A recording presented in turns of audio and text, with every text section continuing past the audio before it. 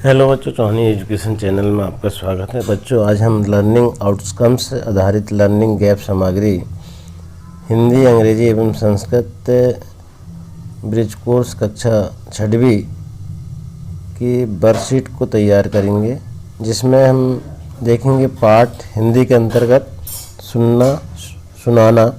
Learning outcomes H501 की worksheet है, जिसमें हम देखेंगे सुनी अथवा पढ़ी रचनाओं, हास्य, साहसिक, सामाजिक आदि विषयों पर आधारित कहानी, कविता आदि की विषय वस्तु, घटनाओं, चित्रों और पात्रों, शीर्षक आदि के बारे में बातचीत करते हैं, प्रश्न पूछते हैं, अपनी स्वतंत्र टिप्पणी देते हैं, अपनी बात के लिए तर्क देते हैं और निष्कर्ष निकालते हैं। तो इसके अंतर्गत हम इस पाठ को पढ़ेंगे। इससे पूर्व अगर आपके द्वारा चैनल को सब्सक्राइब नहीं किया गया है तो चैनल को सब्सक्राइब कर लें और बेल आइकन को प्रेस कर लें, जिससे कि वीडियो की नोटिफिकेशन आपको प्राप्त होती रहेगी। बच्चों, इसमें शिक्षक, मेंटर और गतिविधि के निर्देश दिए गए हैं। इन निर्देश को भी आप ध्यान से समझेंगे। निर्देश क्या है? दिए गए गद्यांश को पढ़कर सुनाओ और बच्चों से पढ़वाएं। ये बच्चों ये शिक्षक और मेंटर गतिविधि एवं निर्देश शिक्षकों के लिए दिए गए हैं।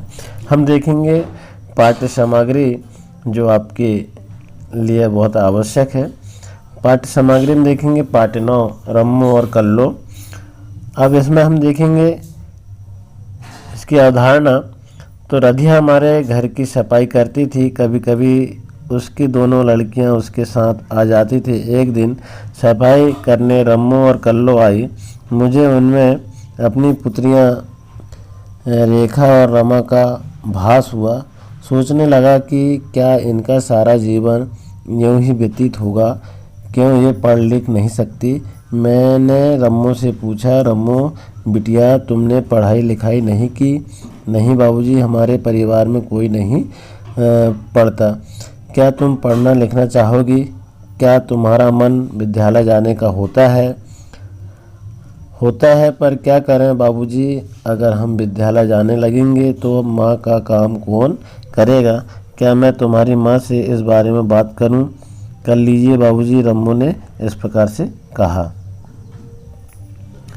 अब देखेंगे इसी के अंतर्गत हम अभ्यास नंबर वर्कशीट 1 या अभ्यास 1।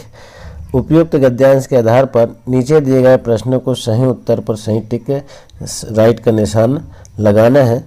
प्रश्न क्रमांक 1, रम्मो की माँ का नाम क्या था? यहाँ पर 4 ऑप्शन दिए हुए हैं। नंबर 1 कल्लो, नंबर 2 रधिया, नंबर 4 रेखा और द रमा। तो इसका सही आंसर हो जाएगा बच्चों रधिया। प्रश्न 2 है, इस गद्यांश का उचित शीर्षक क्या हो सकता है?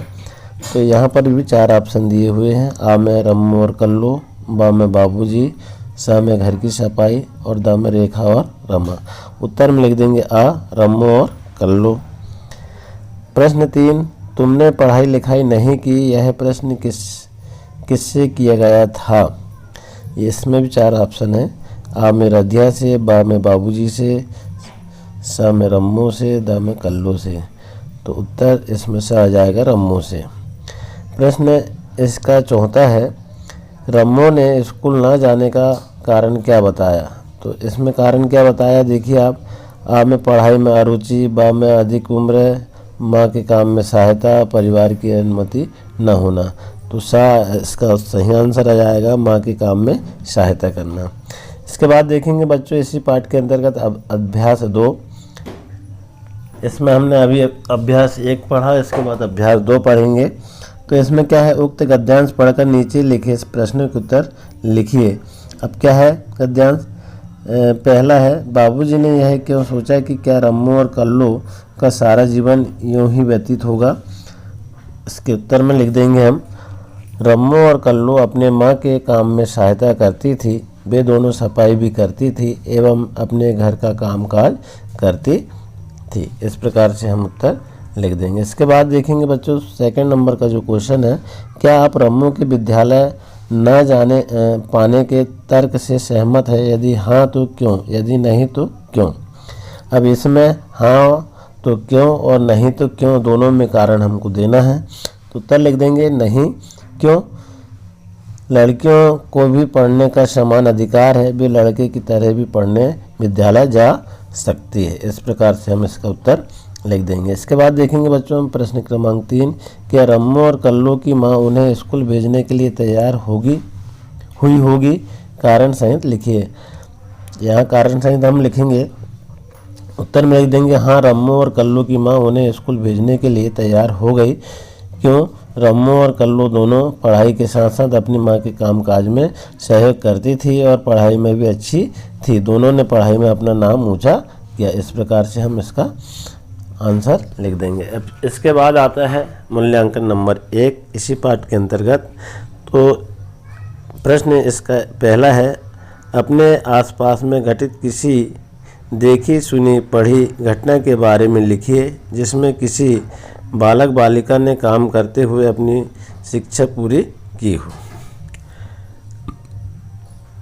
तो इसका उत्तर लिख देंगे हम, क्योंकि पढ़ी सुनी या देखी घटना को इसमें लिखना है। तो सुरेश एक गरीब परिवार का लड़का है। वह गांव में रहता था। वह अपनी पढ़ाई का खर्चा पूरा नहीं कर पाता था क्योंकि उसके पिताजी एक गरीब किसान था। उसे अपने खेती किसानी में भी बहुत खर्च करना पड़ता था। फिर भी सुरेश ने इन परेशानी के बाद भी वह प्रतिदिन स्कूल जाता था। वह अपना स्कूल का होमवर्क भी समय पर पूर्ण कर लेता था और वह स्कूल से आने के बाद अपने घर पर पिताजी के कामकाज में भी सहयोग करता था। तो इस प्रकार हमने जो कहानी थी उसको लिखा। बच्चों, आशा है आपको यह वर्कशीट अभ्यास 1, 2 एवं मूल्यांकन में सारे प्रश्न जो है आपको समझ में आए होंगे। इसी तरह और आने वाली अभ्यास को तैयार करने के लिए वीडियो में बने रहें। धन्यवाद।